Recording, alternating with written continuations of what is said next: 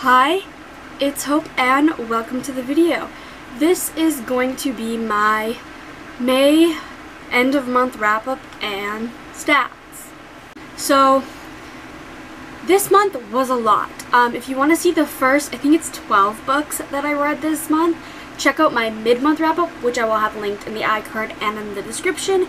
Again, there's 12 books in that. So these this chunk, I'm going to talk about my stats and the books I read, and yeah, that's how this goes. So I will have the stats graphic pop up here, and I will read with you through them. So in May, I read 23 books, which the most books I've ever read in a month before May was 24 books. So I was one book shy of meeting that goal, and that highest amount of books I've read in a month was created in July of last year. So I was so close. But pages read, I have beat my pages read record, as I read 9,706 pages. Yes. You're reading that right, you're hearing that right. 9,706 pages. I'm sitting here like, how the hell did I manage to do that? How? Because I only worked 2 days this month. That's probably why. The average rating was a 4-star flat. That's never happened. For audiences, I read 4 adult, 1 middle grade, 6 new adult, and 12 YA. So I read almost the same amount of YA as I did the other genres, which never happens. Format, this is a new thing added this month, is format, which I read 1 audiobook. I read my first ever audiobook. You'll see that towards the end of the video to find out which one it was. 17 ebooks and 5 physical books. So ebooks are my mainly read thing. I read a bunch of ebooks in bed. And on to the genres now. This is the most diverse month ever for genres. I read 2 contemporary, 1 erotic, we'll get to that, 7 fantasy, 3 graphic novels, they're contemporary graphic novels, 3 paranormal, 1 poetry, and 5 romance, which I read, let's just say, only a third of the books I read this month were fantasy, which blows my mind. Oh yeah, and 1 sci-fi. I don't know if I said that, but that blows my mind that only a third of my books that I read this month were fantasy, and is because I read a 4-book romance series. So that throws it off definitely. And I read 3 graphic novels, so that throws it off. But that's insane. That's the most diverse genres I've ever read in a month, I think. Do not quote me on that, but I think. So now on to, I have these monthly goals that I create for myself, which I'm honestly tempted to not include these because, well, I always hit the goals, so, but I'm going to share them. So for read 2 or more genres, I read 8, if I counted correctly. For read at least 1 LGBTQ plus book, I read 7 LGBTQ plus books, which I was doing the thing and I was like, oh my god, yeah, that one has those themes, that one, oh my gosh, I was going through, I'm like, oh, okay. For read at least 1 POC author, I read 3, to my knowledge, 3 are POC, person of color authors. 1 Rick Riordan book, I didn't. And then read 2 or more age ranges, I read 4. The only age range I did not read is a children's, which I never read. So I read pretty much every genre that I've ever, not every genre, I pretty much read every age range that I've ever read before in this month. So I'm like, oh my god. So let's quit with my rambling and get on to the final 11 books I've read this month. To start off, we'll go with Never Kiss Your Roommate by Philline Harms, and this is an arc. I read this as an arc. It comes out June 1st. I'm filming this on May 31st, so it comes out tomorrow. But I was lucky enough to get a arc through Eldois, Yeah, that's where I got it from. So, Never Kiss Your Roommate, we follow Evelyn as she goes to this new this boarding school where she essentially has to try to not fall for her roommate, Noelle. We also follow the point of view of Seth, who is trying not to like a boy named Jasper, who is one of like Noelle's friends, and it's just this really queer book as we have, well, our four main characters are queer. Two of them are bi, one is a lesbian, and one is pansexual, which I've never really read a book that has had a pansexual main character. I can't name any off the top of my head.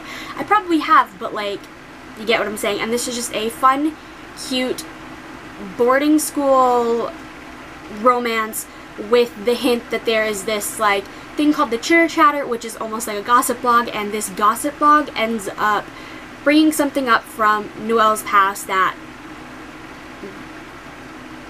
I can't say much more. But it's definitely fun and cute. Definitely recommend it if you're looking for just a cute queer book. And I gave Never Kiss Your Roommate 4 stars. I totally forgot to mention that. Next we have 3 of Hearts by Lillian Lark, and this I gave a 3-star. This is a paranormal romance where we have a harpy, a demon, and a werewolf. And how do I describe this? Essentially we have the harpy ends up getting injured, and the demon and the werewolf help her heal. And then it's revealed that she's actually the mate of the werewolf along with the demon. And it's a short paranormal romance with like a lot of smut, and yeah. Gave it a 3 stars. It was okay. Next we have Rise of the Red Hand by Olivia Chadha. I think that's how you pronounce the last name. And this I give it 2.5 stars. This is a sci-fi / dystopian where I'm going to struggle to describe this because I didn't really like it that much. But essentially we're in like a futuristic, like, Asia where I'm struggling. Where essentially we have like a, I don't even know how to describe it. It is like a sci-fi dystopian. I'm just going to leave the Goodreads linked below because I don't really have anything good to say. I read this for the Avengers Initiative reading challenge. Oh my god, I'm struggling to speak.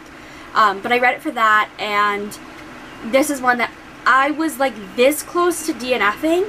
I would have DNF'd it if it wasn't for the like reading challenge. I would have DNF'd this, but I didn't want to DNF 2 books for the group in like back-to-back.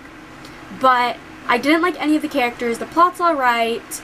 The atmosphere is iffy. Like, I just was like, I was expecting to love this, but I was like, nope. Next we have Roundbreaker by Victoria Aveyard, and this I gave a 4-star.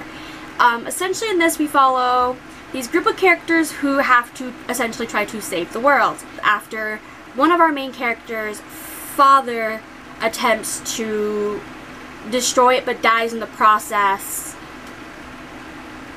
That's kind of a really bad explanation. I struggle with this, but yeah, a squire, the survivor of a failed quest, an immortal, timeless and unfathomable, an assassin skilled and heartless, an old sorceress holding secrets behind her teeth, and a pirate's daughter, the ward's last hope. The heroes are gone, but the fight to save the world has only just begun.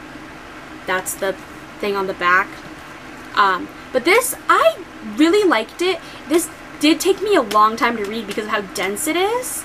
But it was really good. I do really like these characters. I was very skeptical to pick this up because I loved Victoria Aveyard's Red Queen series. Like, it was one of the series that got me into reading. So I was very terrified that this one I wasn't going to like, but I ended up enjoying it a lot. It's not a 5-star because it took me so long and it's so dense, and I feel like upon a reread it could have a higher rating, but it's because it was literally me just constantly being like in the middle of the book like, oh, where's that? Looks back to the map. The map is beautiful, by the way, and it's signed. This is not me showing off my book, but it's signed. Like, I don't own that many signed books, so like, yeah. Next we have The Black Flamingo by Atta, and this essentially we kind of follow a half-black boy named Michael throughout his life as he kind of struggles to fit in, and eventually he discovers the drag scene once he hits university, and that's kind of what this book is about. I technically read this in April and May because I was reading this for a book club that I am a part of, like locally, like a queer book club. But this I gave a 3.5. I liked it, although I felt that some of the scene, like some of the it's poetry, but I felt like some of the parts of the story could have been longer, in the sense that it felt like so much was missing in that. And I get it's meant to be poetry. This was my first ever poetry book, so it could be that. And I also felt like the like part of like the drag aspect could have been a little bit more, because it was almost like, hey, here's the start of the drag and immediately done. Like, that's how it felt. So that's why it's a 3.5. It was really good.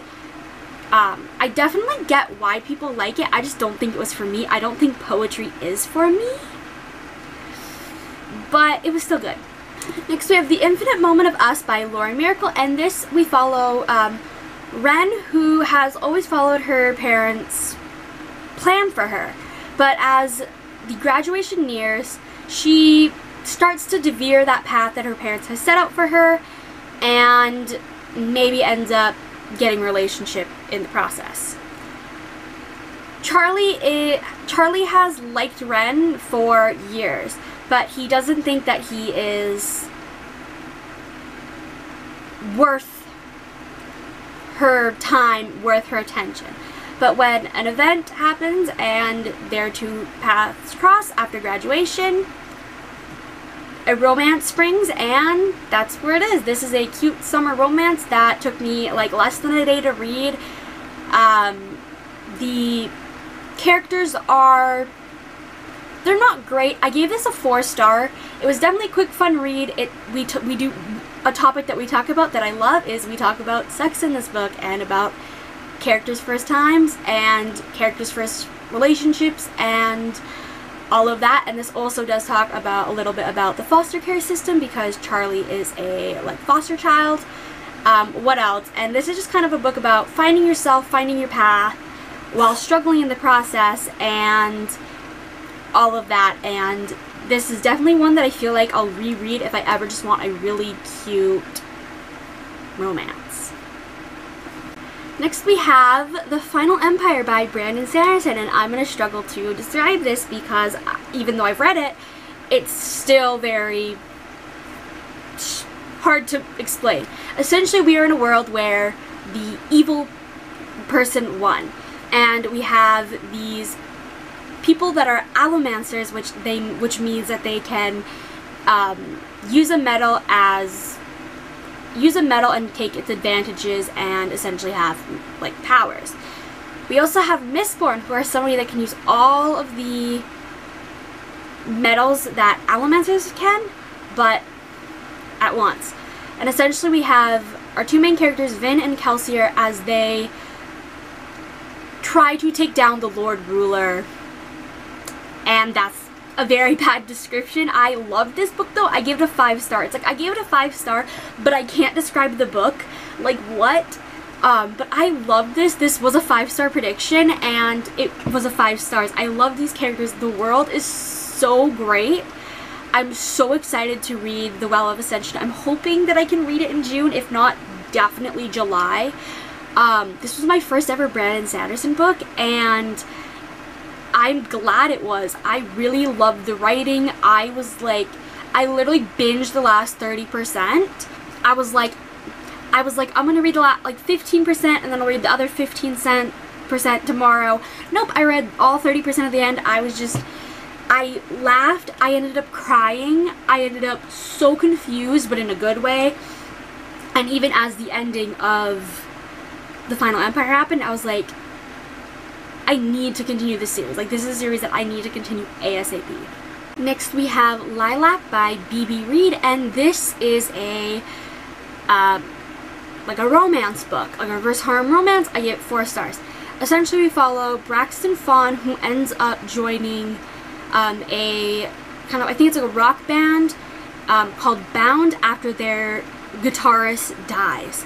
And she is not accepted by the other 3 members as, well, she's a girl. They expected their, like, managers to hire a guy, but to kind of change the view of the band, they hired a girl. And Braxton ends up kind of being a pain in the guy's ass, but the guys obviously find her attractive, and it's an enemies to lovers. They're forced to combine spaces because of touring, and it is definitely a decently smutty book. Yeah. And I don't have much more to say except I enjoyed it, and it was a fun standalone reverse harem romance. I hate that I've been getting into reverse harems, but I equally love it because it's like, I'm not going to go into detail, but like, I just always love the romance in it. I read the book for the romance, but I stay for the smut. Let's just say that. Next, I read Swarm by Scott Westerfeld, Margo, Lanagan, and Deborah Biancotti, and this is the sequel to Zeros. So Zeros, which is the first book in this series, we follow a group of 6 teenagers who have superpowers, and when one of the teens ends up involved in a, not involved, but witnessing a bank heist, and their abilities go AWOL, the group of teenagers must get themselves out of the shit while being, how do I word this? While also just coming together because they've been apart for a while. And this one we follow the same group, obviously, as a new threat enters the city. And this is a, like, it's a contemporary fantasy with a, I guess, slightly sci-fi twist because of the superpowers, which are so far unexplained how it happens. But I like this, and yeah, 4 stars. It's pretty good. There was a, let's just say there was a I was very shocked when there was a little bit of like a queer storyline that I didn't see it coming, and then as soon as it came, I was like, I'm here for this. I will say that. The next book I didn't read it, I listened to it, is Wicked by Jennifer L. Armentrout, and this is my first ever audiobook that I listened to start to finish, and I gave Wicked 5 stars.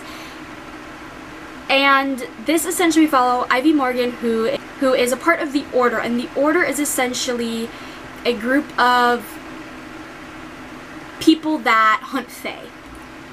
And we are in New Orleans as things kind of start being a little bit different than usual, and we also have and when a new member joins the Order named Ren, let's just say Ivy and Ren get close, and yeah, so like, I'm just gonna, minor spoilers I guess, but imagine my surprise, I am reading this knowing it's new adult and being shocked when there's sex scenes. So I literally was like listening to sex scenes, just kind of like, oh, like insane. Like I was like literally like, oh my gosh. But I love this story. I read this book so that I could watch the movie. I'm gonna literally watch the movie as soon as I'm finished filming. Like literally, I'm not kidding. I have it queued up on my laptop, and I'm planning on literally changing in pajamas and watching it. But like, I was originally kind of hesitant because like, I knew this was good because obviously it was turning into a movie, but I was also like, I loved the first 3 books in the Blood and Ash series by Jennifer Armentrout, and I'm like, will I like Wicked? Because like, I don't know, like all that, and I'm like, I loved it. I loved it. I loved it. I loved it. I loved it. I loved it. I loved it so much. Definitely a possible contender for favorites this year, like top 10 lists.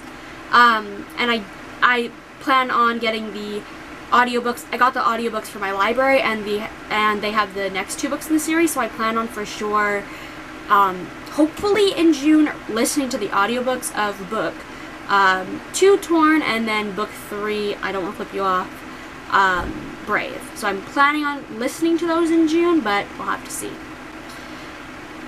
Now this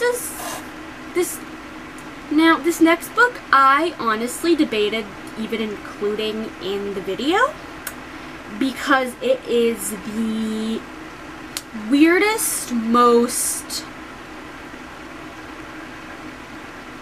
unlike the other, let me just explain it and then I'll explain my reasoning why I wanted to read it, and that is The Dare by Harley Laroux. I don't know if that's how you pronounce the last name.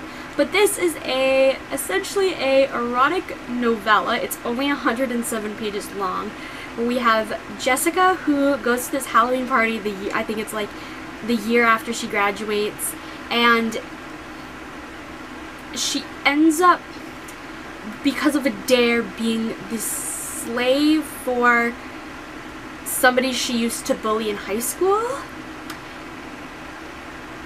And it's an erotic book. And like, let's just say, let me just read out a sentence I said. I write down any funny sentences. Let me just read out the sentence that I said, which like just kind of like explains how weird it is and why I wanted to read it. So the sentence I said was, and I quote, "Is it wrong that the most fucked up thing for me is the boot kissing and not the clowns?" I saw this on TikTok like 2 days ago. Someone was saying like, "This is the most fucked up shit I've ever read. Here you go." And I was like, I have to see how fucked up it is. It's fucked up. There is so many kinks and definitely not my usual style. Definitely a book I will never reread. Definitely a book I will never recommend. Unless you're looking for something royally fucked up. But also a quick read. This, I'm not rating it because, like, it's equally like a 1-star and a 5-star. It's on a 1-star of, like, is it good? No. 5-star for fucking enjoyment. I enjoyed it way too much. I was like, ooh, what the fucking stupid shit are we doing next? But, like, yeah. So that's what I read this month. But I hope you enjoyed this video. Let me know what you have read this month. I am hoping that June will be my best reading month. For some reason, I'm like saying it to the gods because I have 30 books on my TBR for June, so I'm tempted to kind of do 30 books in 30 days. I will also be vlogging all of June. I decided it. I randomly was like 2 days ago, like, I want to vlog in June, so expect those to be up. I do not know what day of the week it's going to be. I'm starting vlogging in June. I'm going to try it for the whole month of June and see how it turns out. But let me know what you have read, and I'm tired. I'm starting to repeat things, so bye.